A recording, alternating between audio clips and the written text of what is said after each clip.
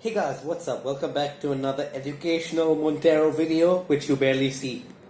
So guys, today I'm going to address something. Time travel has been a fascinating matter for several individuals. They've always been curious to know if it is actually possible to travel through time. At the moment, there is no direct answer to that question.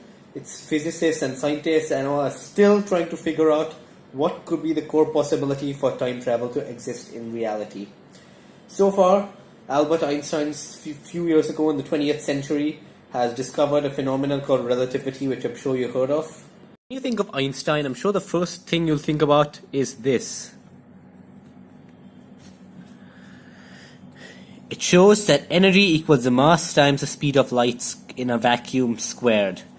But more relevant to that, Einstein discovered a big phenomenon called time dilation, which links to relativity as well. And this, by the way, is linked to special relativity. Time dilation is actually not linked to time travel. Time dilation is just a phenomenon which was tested through subatomic particles moving at high velocities close to c, which you know is the speed of light in a vacuum. And it was discovered through subatomic particles, tested through particle accelerators, tested through that if you travel closer to the speed of light, your perception of time, not just your perception, the actual source of time will decelerate to a significant amount. And once you actually approach the speed of light, you'll notice that time comes closer to a standstill, and if you're actually there, time will stop. So basically, let's say you spend like 800, let's say you go to space, right? And you spend like maybe 800 days traveling close at the speed of light. You'll notice that For you, your perception of time is slowed down, while for everyone else, it's normal. It's normal for everyone else. So let's say you return to Earth once you've done that, right? For a pretty long period of time, you've traveled in a spaceship close to the speed of light. Or maybe not even close, but approaching the speed of light. And then you return to Earth, you'll notice your family members have aged significantly. Your friend's age will end up catching up and beating you. Guys, as I mentioned, time dilation is a different matter, and it's not this topic. Time travel is actually the phenomenon where you can travel to different parts of time, where actually with anything you can, for example, go to the past, or go back in time, or go forward in time. That's the phenomenon, past or future. And that's the whole point. You can go to any point in time and explore what your surroundings are like at different times. You can visit your ancestors, or you can visit your descendants. But guys, at the moment, it's not possible, but I want to address something which has been a top hit for quite a long time. So from the movie Back to the Future, right, one of the most popular time travel science fiction movies, we've noticed the phenomenon of a time machine made out of a DeLorean, which works through a flux capacitor. And the requirements are 1.21 gigawatts of power and 88 miles per hour of velocity. And once you reach those limits, you'll end up going to any point in time, in any possibility. So guys, this video is going to explain how that works, and if you know it's applicable in real life times. Guys, this looks empty. Oh my god, might as well just grab myself a small banana to eat, just to finish off. Okay, let's taste it very quickly.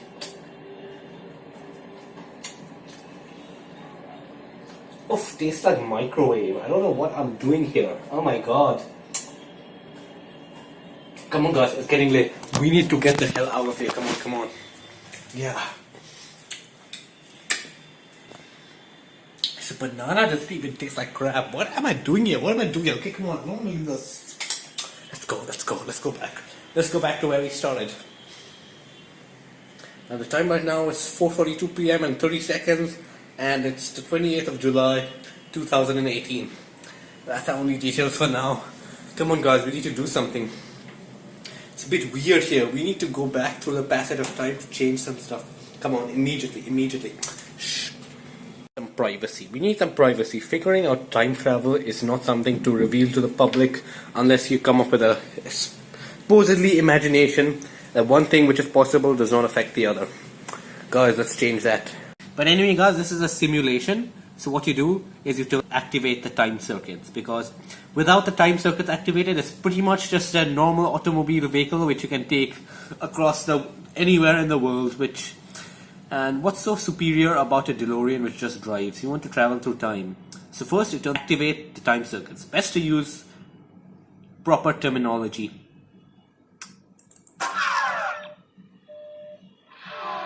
So now everything's lit up. As you see, the time circuits are activated. And here's the so-called flux capacitor, which I will talk about. 3 twinkly lights. And there's labels here to warn you for your own defense, because the light is pretty strong, because the light is what leads to the passage of time. That's why, due to the dangers of it, it's warning you for safety. And we have some 3 gauges above. We have the power, and we have the plutonium chamber, because the plutonium is the main requirement for 1.21 gigawatts, and that's what you know. As we know right now, the present time is displaying the current local time.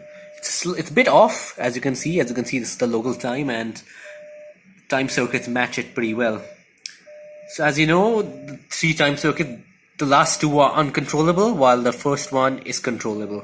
First one, basically you enter using the keypad, and basically it's the time which you want to travel to. Literally in the database, it has pretty much nearly every year you want to go to, from 080 to quad 9. I don't know how to say it. 4 9s, so 9999, 9999. That's the last year you can go to. So you can control it with a keypad. Okay, let's just use a date from the movie. Okay, November 5th, 1955, and 6 o'clock, I guess. And there we go. The destination time is set, and as we know, the present time is still displaying the current time, and the last time departed is basically the time where you came from. You enter the time from somewhere, right? So it's kind of reminding you where you came from, so in case you have to return, you just retype that. Source of the power for that time machine to operate, with regard to the flux capacitor and the velocity required, we require a plutonium-239 pellet. Basically, the plutonium has 94 atoms, and on the periodic table, symbol is Pu. And it's on the bottom right of the periodic table amongst with neptunium and uranium. Okay guys, so let's get to the concept of the flux capacitor. So if we give a brief background, Doc came up with the idea when he was standing on the edge of his toilet, hanging a clock, the porcelain was wet, he slipped, and he hit the head on the edge of the sink, and when he came to, he had an idea, a vision, a picture in his head, and that made him think of the triple twinkly light flux capacitor. Okay, so the first thing, we need to extract the keywords. Basically, the word capacitor is like a device or a box which is used to store electric charge. So store electric charge. And the SI unit for charge is coulombs, and the symbol is Q. Now flux. For flux, do not confuse this with magnetic flux. Magnetic flux and electromagnetic induction is a different story, and none of those scientific principles apply to this. So basically, since the flux capacitor is made of twinkly lights, right? In this case, the flux refers to luminous flux intensity. Because remember, it's the light which is enabling time travel. It's the light there. Remember, the main thing which also applies to relativity is light. And electronics were used to spin the light. So now what we're going to do is we're going to accelerate, and we're going to get to November 5th, 1955. And what you should expect is some surprises where the destination time and the present time swap, and so there's the present time and last time departed. So what we do is we slowly start accelerating, and once we approach 88, we shall expect some unexpected surprises.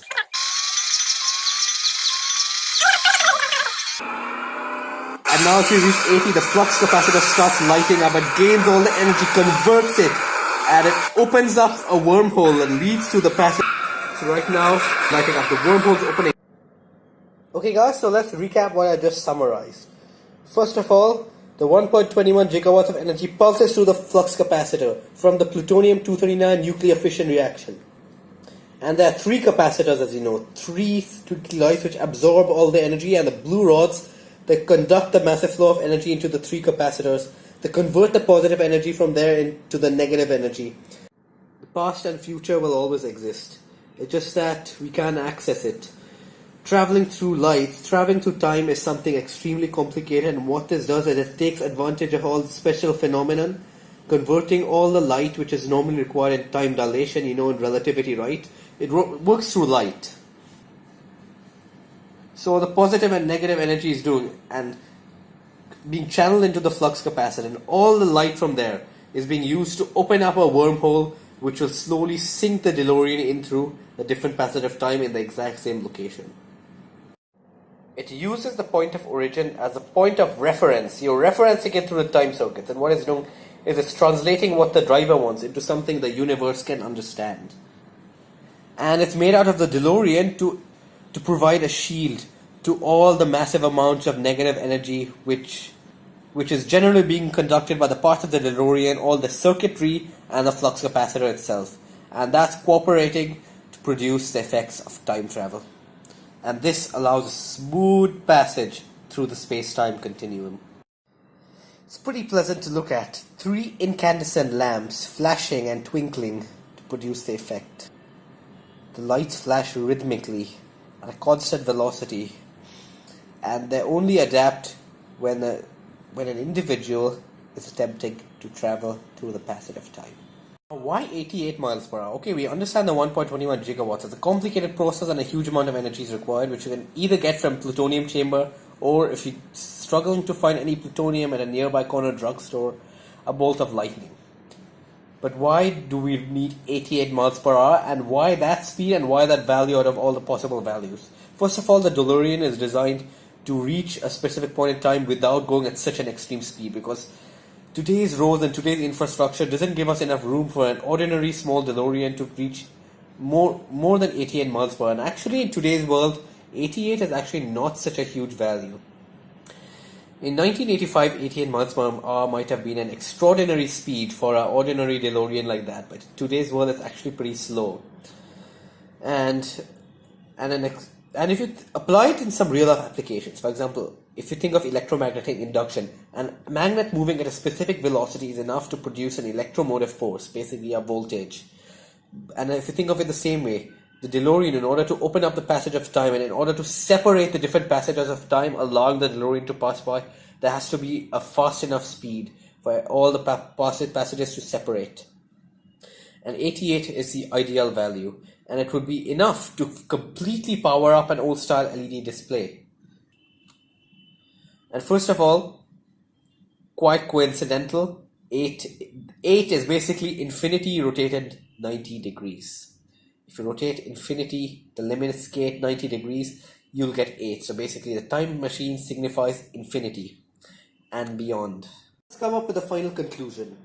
Can we actually get a flux capacitor to work in real life? First of all, it's a science fiction movie, and the film has been very sketchy about all the tiny details. The Doc Brown explained how his time machine worked on the superficial side, but he didn't go into any specific scientific details at all. Because of course, it makes time travel possible by using the place of origin to translate what the driver wants into something the universe can understand. And I'm repeating the words I said a few minutes ago.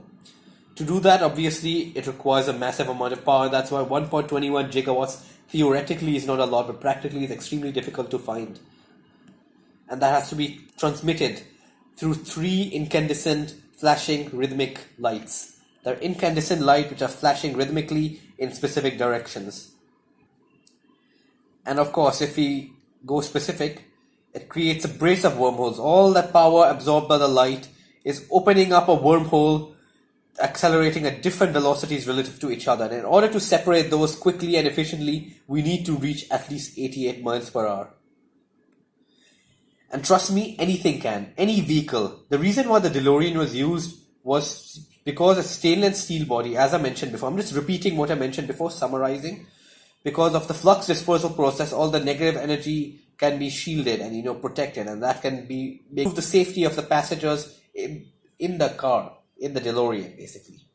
However, in the end of part 3, as you've noticed, the time machine was a steam train, and the steam train flew back in time. That happened at the end of Back to the Future, but you can reach any point in time. But now let's get to that. Before we answer that question, we know that space-time continuum, right? And I've mentioned it in one part of the video, which you can explain later if you like. And space-time continuum is actually shown to be spherical, and it allows the passenger or the individual to enter the wormhole in one location in space, but emerge in a new location. That's the whole point of the time machine. It basically disappears. It enters the wormhole through one point in time and basically emerges from the next point in time which you decide to travel to. But it's completely different in time, although it's the same in space. So if you travel so that's the whole point of the time machine, right? You're traveling through time, but you're remaining in the same relative place. So basically, when Marty was traveling through 1955 in the Twin Pines Mall, in 1985 was a mall, right? When he traveled through 1955, right? Marty McFly found himself in the Peabody's firm, which Doc explained earlier in that movie.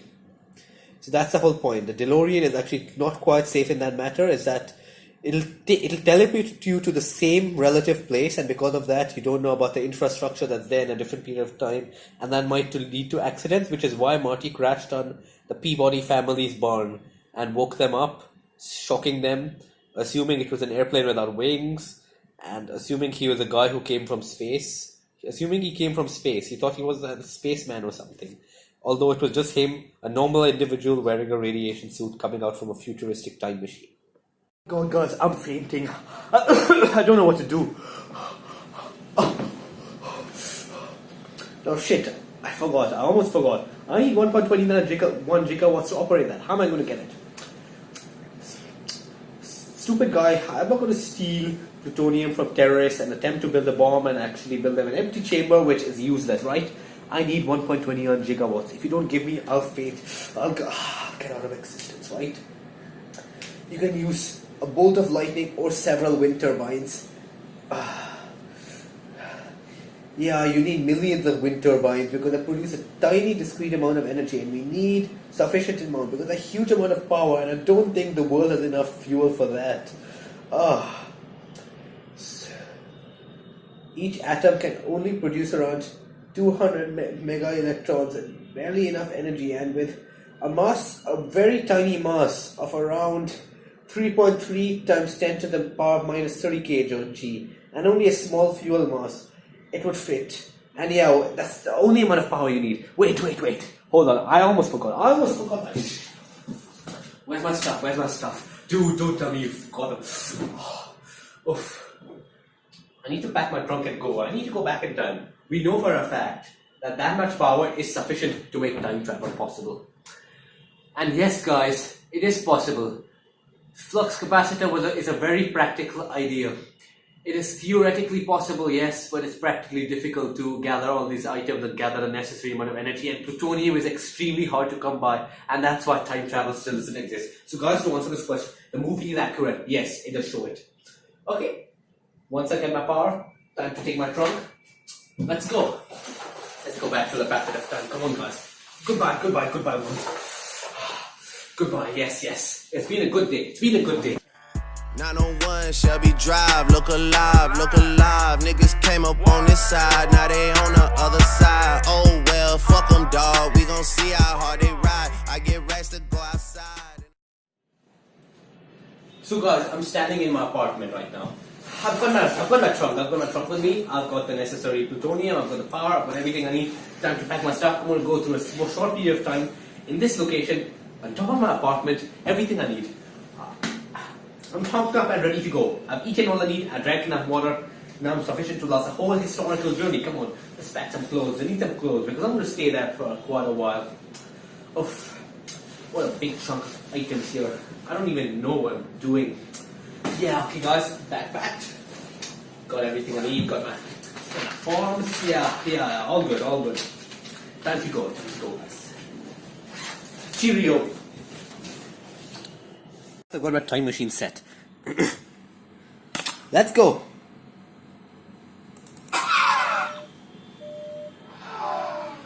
Wait a moment, guys. This is just a simulation. How am I going to travel back in time to this? Well, there's a flux capacitor, but it's part of the software. It's part of a simulated software, and it's inoperable, I suppose. How is it supposed to get me back in time in real life? It's just a laptop. Alright. What I'm going to do, okay. I have a plan, okay. First of all, my laptop is plugged into the charger, but however the electrical socket is insufficient to generate 1.21 gigawatts of power. So what I'm going to do, guys, I need a source of energy from outside. Wait. I need to extract this. I need to extract this from somewhere.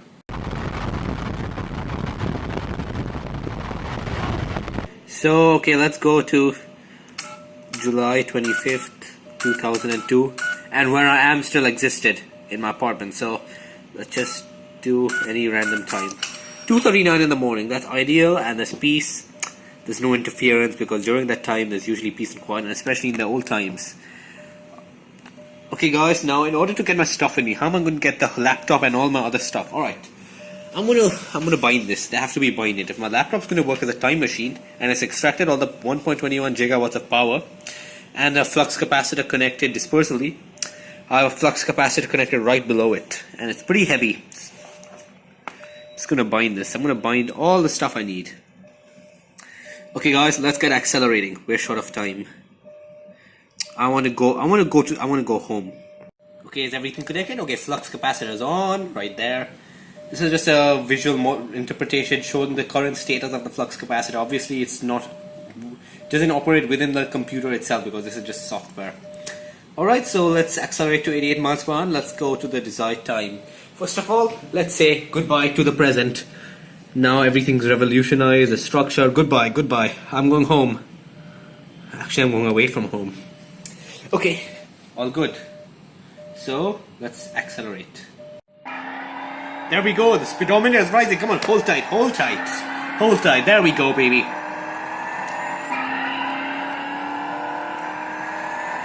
Yes, everything connected. Hold on. Okay, now we better hold tight.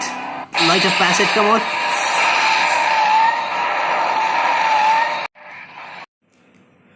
Ugh. Oh my god, where am I? Where's my stuff? Oh, there it is. There's my rucksack. I'm staying for a while. I'm not going to come back. I'm not coming back for a long time. I'm going to live a few days in the past. I've never experienced it for ages. Guys, feeling really dizzy. This was extreme effect. The DeLorean's frozen. My computer's in a completely frozen state, and I hope it's fine, and I hope it'll continue operating. I have my plutonium with me. So as we can see right now, this is a pretty unfurnished place. And if you look outside, we notice there's no major differences. We see some markings. Someone must have left something there. And we can see a half-constructed building, which we didn't see earlier. Some of them are half-constructed. It's no major differences because we only travel a few years in time. If I actually decided to travel to a completely medieval moment, I would have experienced a complete difference. Sealed to mess up the space-time continuum. Let's have a nice drink. This was a surprise for me. I didn't expect it. The quality of the bread, it's pretty harsh. It's not something I've experienced before, and oh my god. These cups are cool. Never knew they existed then.